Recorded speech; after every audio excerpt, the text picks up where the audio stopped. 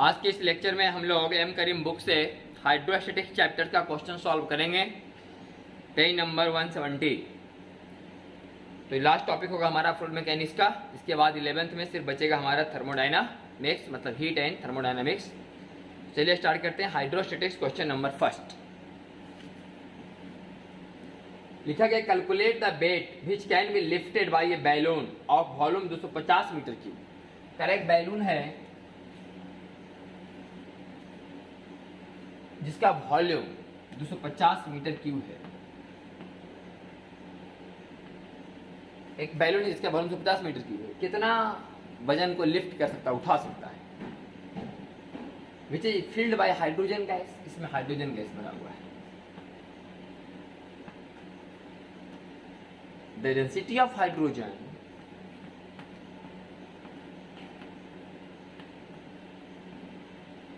(0.089 kg/m³। और hydrogen gas कहाँ है? गुब्बारा एयर में।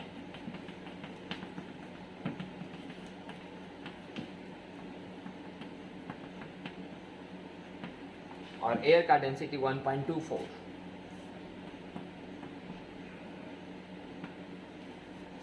तो हवा में कोई हाइड्रोजन गैस का गुब्बारा है, ऊपर उठना चाहता होगा, कितना वजन को बर्दाश्त कर सकता है, यही निकालना है। देखिए आप समझिए कि हवा जो है एक लिक्विड की तरह है और एक वस्तु है हाइड्रोजन गैस का गुब्बारा जो कि लिक्विड में डूबा हुआ है, तो बाइंसी फोर्स लगेगा। तो पहले देखते हैं कि हाइड्रोजन गैस का जो अंदर में हाइड्रोजन गैस है उसका अपना कितना वजन है। वेट ऑफ हाइड्रोजन गैस या weight of balloon, weight of balloon. तो मास बराबर volume into density.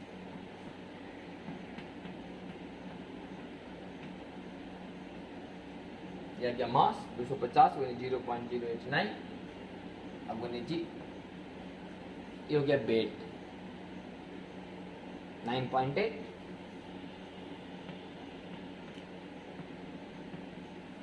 Kilogram weight बोलो या न्यूटन बोलिए, इतना यहाँ पर वेट काम करना बैलून का। देखते हैं बॉयंसी फोर्स कितना लगता है। जितना वॉल्यूम डूबा हुआ है, जिसमें डूबा हुआ उसका डेंसिटी into 9.8। तो आप यहां से समझ पा रहे होंगे कि इससे ई ज्यादा है, इसका मतलब बॉयंसी ज्यादा लग रहा है और वेट कम है। तो इसका मतलब है कि बॉयंसी फोर्स अभी और कुछ और वेट को बर्दाश्त कर सकता है। कितना वेट बर्दाश्त कर सकता है? हमारा आंसर होगा 250 और 9.8 तो कॉमन ही ले लो, बाकी 1.24 में घटा लेंगे 0.089। तो 250 गुने 1.24, देखें थोड़ा सा, तो इसको हम सॉल्व कर लेते हैं।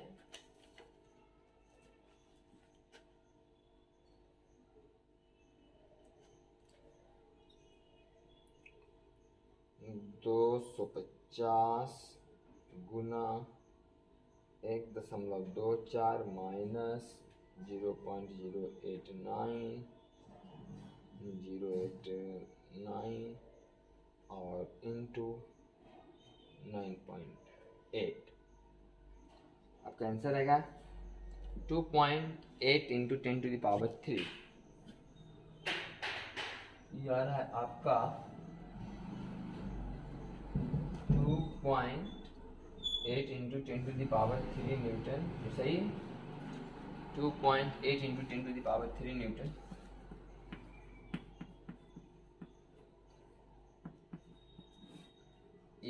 फोर्स के रूप में आ गया।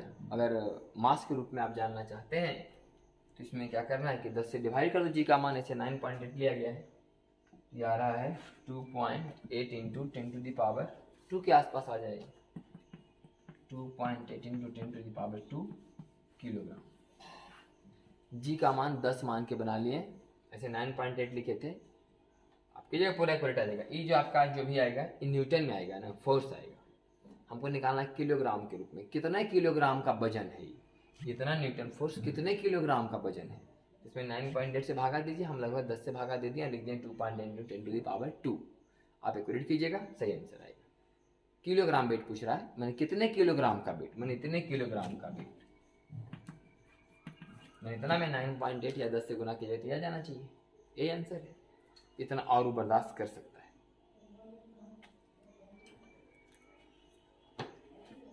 क्वेश्चन नंबर 2 में आइए।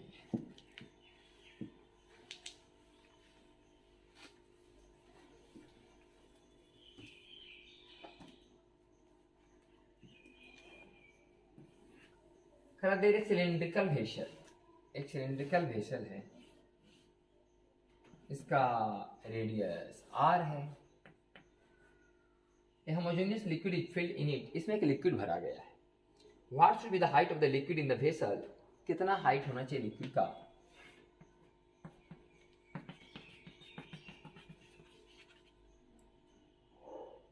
in the vessel so that the force exerted by the liquid on the side of the vessel is equal to the force exerted on the bottom of the vessel, ताकि side में लगने वाला force और नीचे लगने वाला force बराबर।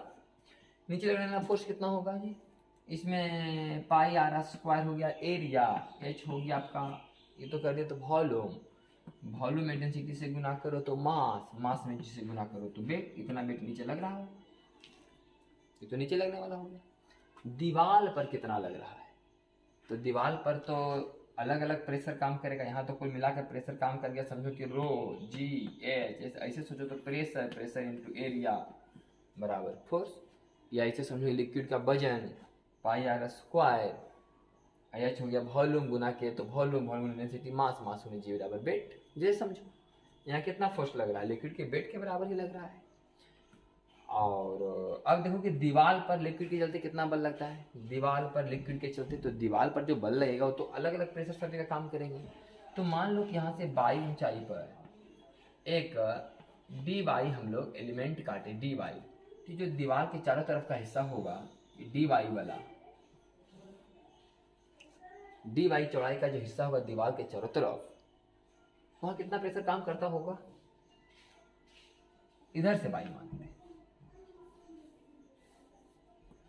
और डी वाई, तो यहाँ काम करता होगा रो g by, row g by, इस लेवल में प्रेशर काम कर रहा होगा रो जी बाई, कितना एरिया पर, बोले 2 pi r d y, 2 pi r d y, 2 pi r d y, pressure into area force, तो इतना पर काम कर रहा है, हमको तो पूरा पर दीवार पर निकालना है, इंटीग्रेशन कर दो 0 से लेके एच तक, तो रो जी 2 पाई आर बाहर, बाई के पावर एक कैंसिल, बाई के पावर 2/2 माने एच स्क्वायर बाई 2, 2 से 2 कैंसिल,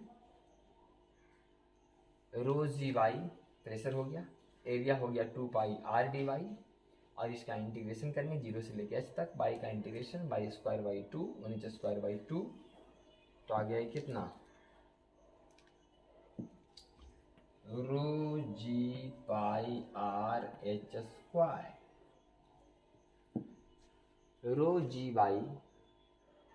बाई प्रेशर हुआ, एरिया यहाँ हो गया 2 pi r into d y, सही है, तो प्रेशर इंटू एरिया बराबर फोर्स 0 से लेके एच तक, तो आ गया टोटल फोर्स ऑन बॉल बराबर rho g, total force on ball आ गया rho g 2 pi r h square, rho g 2 pi r h square by 2, 2 से 2 कट गया, सही है। तो दीवार पर लगने वाला बल ही आ गया, तो दीवार पर बल इतना लगा, नीचे बल इतना लगा, करा दोनों बल बराबर। इस दीवार पर लगने वाला बल का फॉर्मूला थोड़ा सा याद रखिएगा तो बार बार काम आएगा। कितना है, रो g pi r h square, याद रखिएगा, रो g pi r h square, rho g pi r h square, यह दीवार पर लगने वाला फोर्स, दीवार पर लगने वाला फोर्स, कि दीवार पर इतना फोर्स काम करेगा।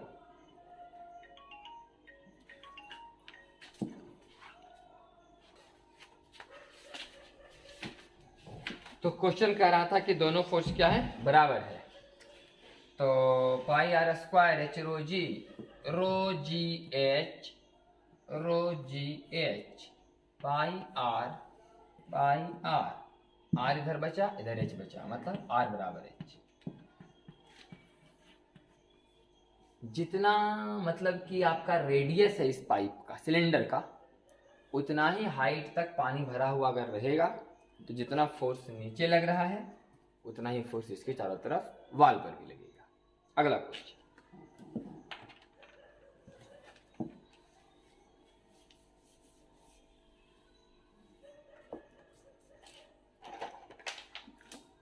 चलिए देखते हैं question number 3। Correct cylindrical beaker of radius 6 cm is filled with Hg up to a height of 12 cm। एक सिलिंड्रिकल बीकर है जिसमें 12 सेंटीमीटर हाइट तक पारा भरा हुआ है, जिसका रेडियस 6 सेंटीमीटर है। Correct, calculate the force exerted on the bottom of the beaker. Bottom of the beaker, यहां पर कितना फोर्स काम करेगा? इसके पहले सवालों में निकाले थे हम लोग कि बॉटम पर कितना फोर्स काम करेगा, बोले थे लिक्विड के वजन के बराबर। लेकिन वो सवाल था कि लिक्विड के चलते, इसमें जो लिक्विड भरा हुआ सिर्फ उसके चलते कितना फोर्स काम करेगा। यहाँ पर स्पेशल नहीं लिखा कि बॉटम पर लिक्विड के चलते कितना फोर्स काम करेगा। तो टोटल फोर्स लेंगे वायुमंडलीय दबाव के चलते भी और इसके चलते भी, तो कुल प्रेशर जो नीचे पड़ेगा वो एक तो वायुमंडलीय दबाव का 10⁵ पास्कल, और इसका प्रेशर पड़ेगा रो जी। पारा का डेंसिटी 13.6 × 10⁻3, रो जी का मान मोटा मोटी 10 मान लो, एच का मान 12/100। ये जो प्रेशर हुआ इस लिक्विड के चलते, एच के चलते, पारा का चलते, आई प्रेशर वायुमंडलीय दबाव वाला, कुल प्रेशर इतना आएगा। इसमें गुना कर लीजिएगा πr², आपका आंसर आ जाएगा। ये होगा बॉटम पर लगने वाला फोर्स। अब दीवार पर लगने वाला फोर्स, तो दीवार पर तो फोर्स लगेगा यही वाला, पानी के लेवल के चलते। तो दीवार पर फोर्स लगा के सब फॉर्मूला भी निकाल रखे थे दूसरा नंबर सवाल में कि रो जी πr/h²। मान पुट कीजिए, रो का मान 13.6 × 10⁻3, जी का मान 10, पाई, आर का मान 6, एच का मान 12। जो ये गुना करके आएगा ये हो गया आपका दीवार पर लगने वाला फोर्स। आई जो वैल्यू आएगा वो हो गया नीचे सरफेस पर लगने वाला फोर्स। ये आपका आंसर हो जाएगा। तो क्वेश्चन नंबर 3 हुआ और ये क्वेश्चन नंबर 4 हो गया। अलग अलग सवाल है। इसके पहले सवाल था एक ही, मतलब क्वेश्चन नंबर 2 में दोनों सवाल थे कि बॉटम पर लगने वाला फोर्स बताओ और दीवार पर लगने वाला फोर्स बताओ। लेकिन उसमें खास सवाल में लिखा हुआ था कि लिक्विड के चलते, सिर्फ इसमें कुछ लिखा हुआ नहीं कि लिक्विड के चलते, बोले टोटल प्रेशर बताओ अंदर में, ई लगने वाला फोर्स, टोटल फोर्स। तो एक वायुमंडलीय दबाव का प्रेशर, एक पारा के लिक्विड के चलते प्रेशर, और प्रेशर इंटू एरिया बराबर फोर्स। और एक बार निकाले हम लोग दीवार पर लगने वाला फोर्स, फॉर्मूला निकाल के रखे थे हम लोग, रो जी πr/h²। मान पुट कर देंगे, आंसर आ जाएगा।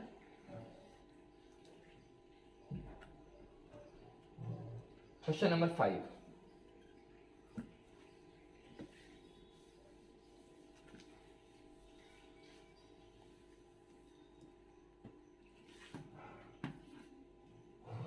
a uniform U tube is kept vertical and it contains mercury in both arms।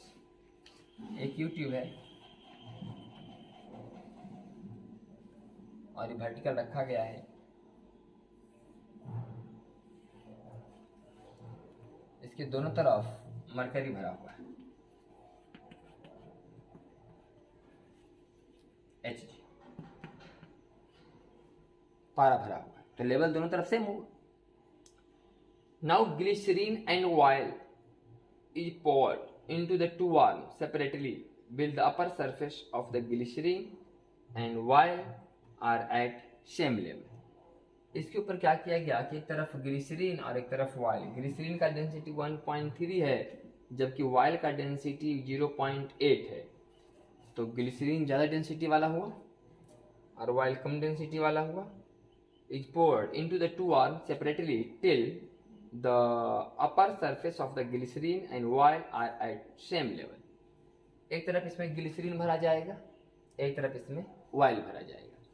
तो जब ग्लिसरीन भरेंगे और ऑयल भरेंगे तो ग्लिसरीन मान लीजिए जितना भरे उतना ही ऑयल भरेंगे, तो ग्लिसरीन का प्रेशर तो ज़्यादा पड़ेगा। ग्लिसरीन जितना है उतना अगर ग्लिसरीन भरेंगे तो ग्लिसरीन का प्रेशर तो ज़्यादा पड़ जाएगा, क्योंकि ग्लिसरीन का डेंसिटी ज़्यादा है ऑयल से। ऑयल का 0.8 लिखा हुआ है और ग्लिसरीन का 1.3। एक तरफ भरना है ग्लिसरीन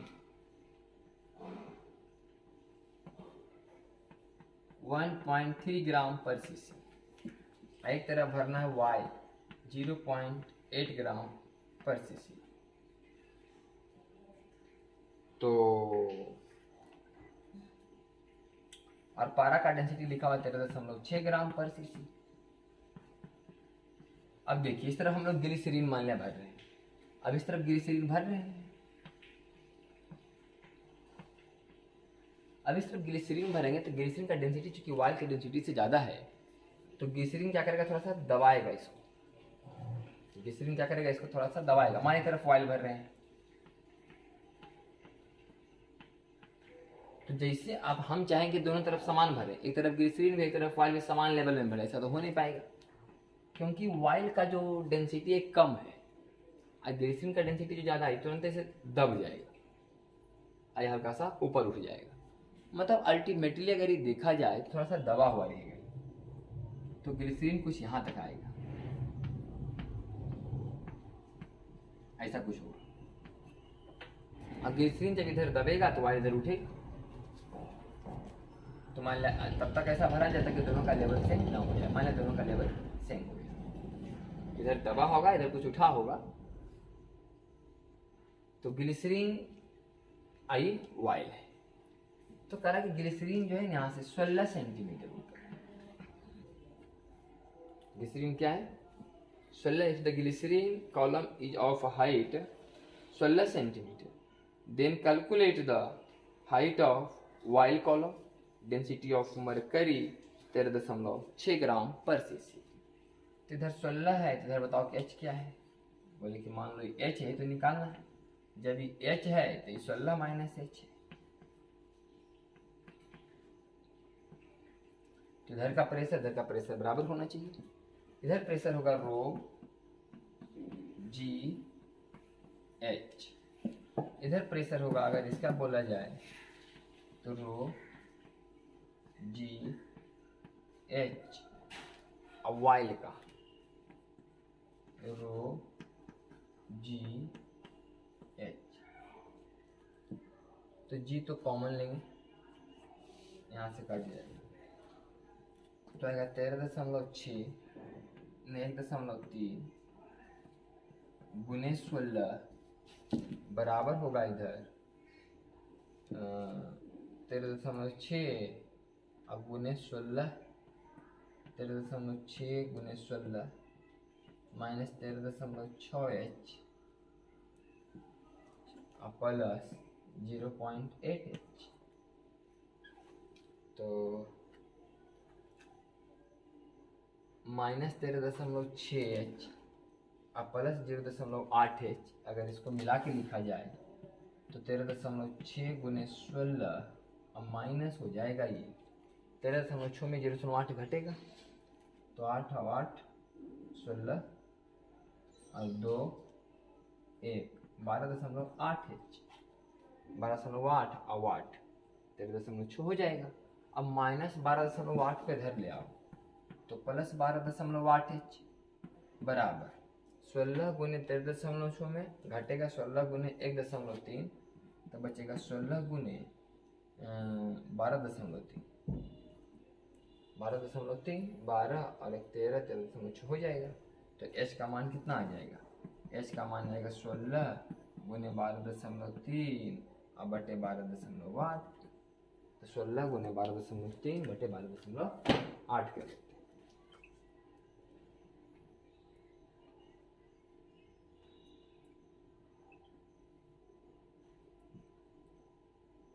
आपका हो जाएगा 16 गुने 12.3 बटा 12.8 15.37 आंसर है 15.38 के आसपास, सही है। तो हमारा एच का मान आ जाएगा 15.37 सेंटीमीटर। अगला सवाल देखिए, 6ठा नंबर सवाल। A given barometer is 72 centimetre of mercury, then calculate the pressure in वार। तो 72 सेंटीमीटर मरकरी को प्रेशर के रूप में लिखना है।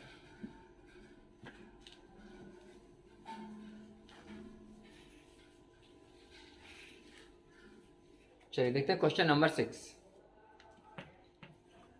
करेंगे गिवन बैरोमीटर है जो कि 72 सेंटीमीटर रीड किया 72 centimetre of mercury, then calculate the pressure in bars. तो प्रेशर का फॉर्मूला पहले हो गया, तो 72 सेंटीमीटर ऑफ मरकरी का मतलब 72 और आपका बटा 100। ऐसे इसमें लिखा हुआ है कि एक बार का मतलब 10⁶ डाइन पर सेंटीमीटर स्क्वायर। तो इसको सीएसए में पहले बदल लेते हैं, उसका यूज कर लेते हैं। TH हो गया, आई आपका रो हो गया, आई आपका G हो गया, ये आपका हो जाएगा डाइन पर सेंटीमीटर स्क्वायर। तो ऐसे लिख दीजिए इस मात्रक में, जिसको आप गुना कीजिएगा तो आएगा 9.59616 9.59616 इंटू 10⁵ डाइन पर सेंटीमीटर स्क्वायर। इसको बदलना है हम लोग को बार में। 10⁶ डाइन पर सेंटीमीटर स्क्वायर का मतलब होता है एक बार। तो इसको लिख सकते हैं कि 0.959616 इंटू 10⁶ डाइन पर सेंटीमीटर स्क्वायर। इसी को बार लिखा गया है, इसका मतलब 0.959616 बार। क्वेश्चन नंबर 7 देखिए।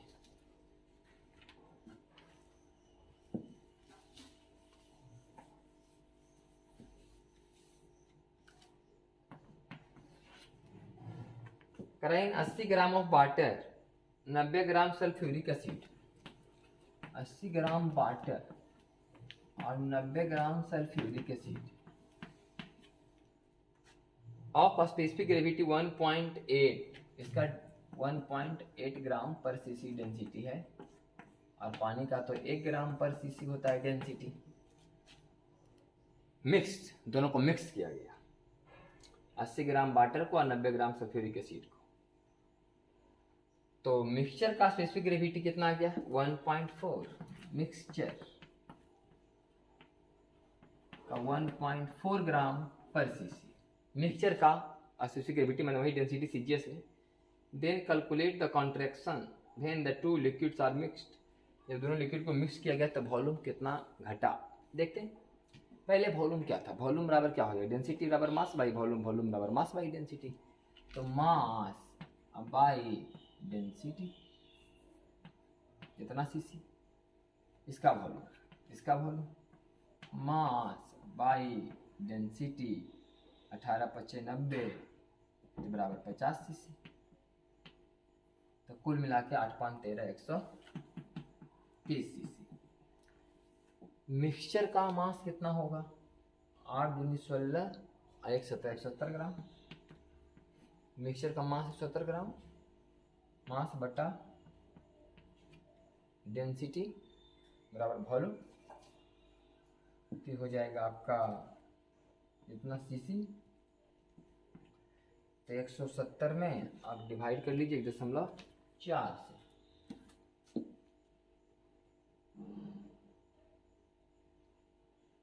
तो 70/4